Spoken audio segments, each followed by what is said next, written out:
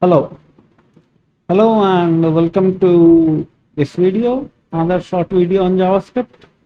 In this video, we will learn about destructuring of arguments or parameters, as well as we will see why types are important and why people developed TypeScript or rather Microsoft developed TypeScript.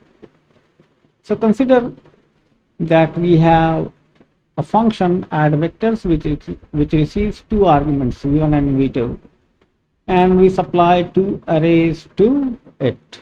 Okay, it takes two arguments, but we don't know whether these are arrays or not, but we have written the code using the index of the array as if it is guaranteed that arrays will be passed. So if you run this, let's say node space func5, so we get 4 6. So what to do if the supplied arguments are not arrays? What could we do? So what we can do is, to prevent that problem from happening, let me show you. Give me a moment. Okay. So we can destructure the arrays. Okay. Instead of receiving v1 and v2, we can say x1 y1 and x2 y2.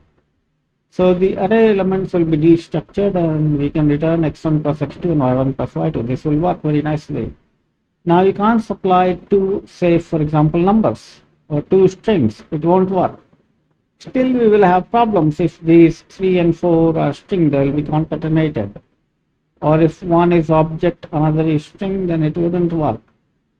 So for example, you can see that problem like so. If you want to see that kind of problem, what you can do is you supply x colon 5. You see the problem. See, it is not what you expect.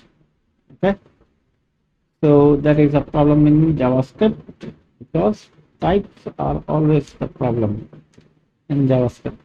Okay, let me comment this, and we consider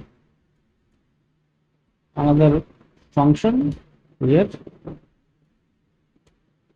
So this function is vector multiply.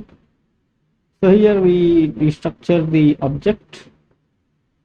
Okay, the object is x1 y2 and we get xy from here, note the braces, and we multiply the vector with the scalar and we return that output.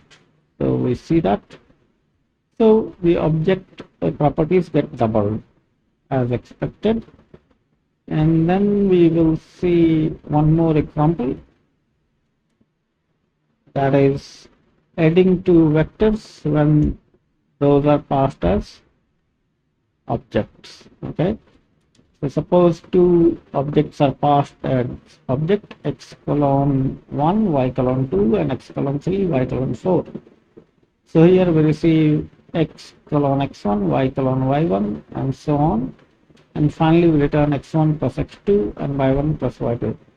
Observe here that the parameter is x and y, and the values are x1 and y1 and x2 and y2. So you can do this and it will also work. Okay, now let's look at another example where we use REST operators. Okay, so in this we copy the array, or we copy the array. So in this one we use what is known as the keyword arguments, or what I call named arguments.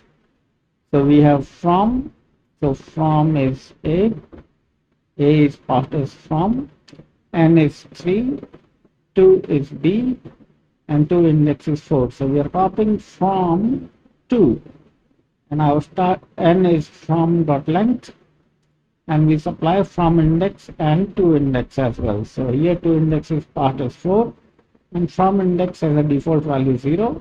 To index also has a default value of 0. Okay, so it takes a slice of the array from index and takes a splice and puts that into to index, and values to copy is a slice from array A.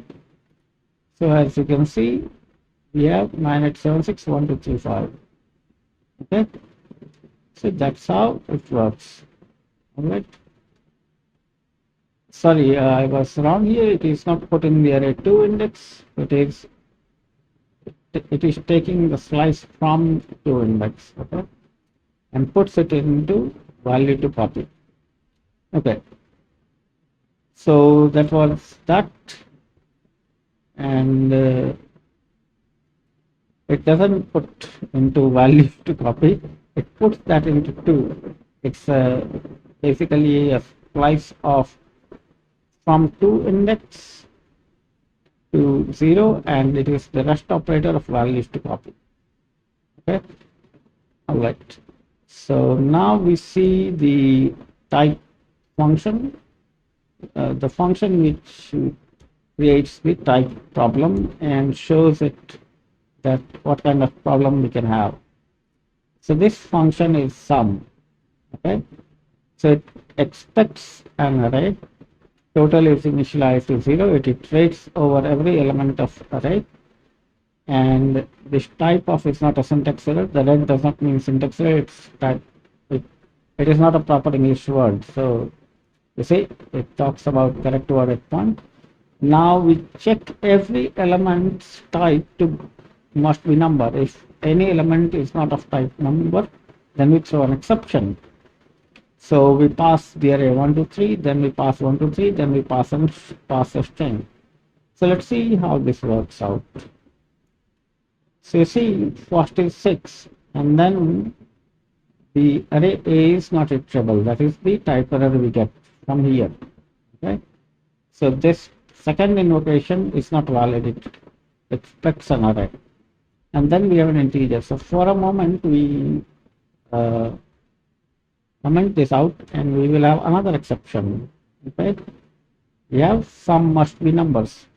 So what we can do is we can wrap this in try block, and we say catch, and we say we log the exception. Okay, not much we can do if there is an exception, and for this also we log the exception.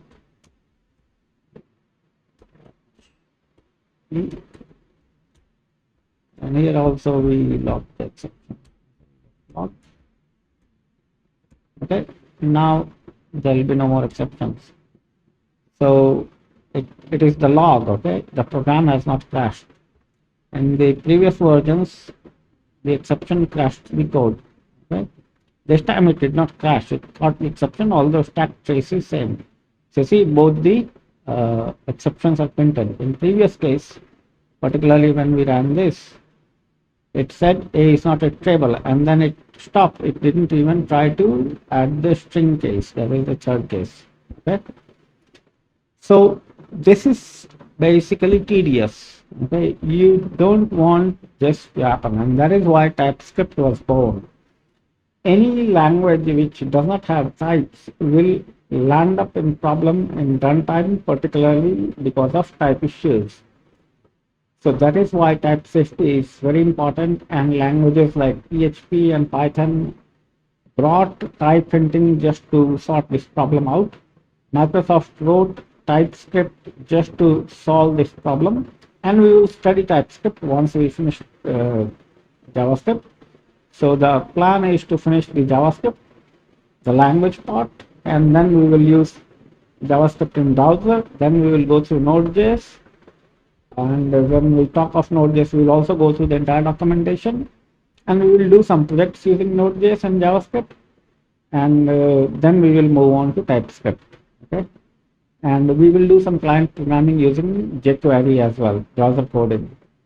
And in Express.js, we will first go through the framework using JavaScript, and then we will learn like TypeScript as a language, and then use TypeScript everywhere for Express.js and then Nest.js. We won't do jQuery with the TypeScript. Okay, jQuery will be done only for the legacy code maintenance work. Okay. So with this, I will end this video here, and I'll see you tomorrow with another video, not tomorrow, after 4 days with another video on JavaScript. So thanks a lot for watching the video, and keep learning. Have a nice day and enjoy.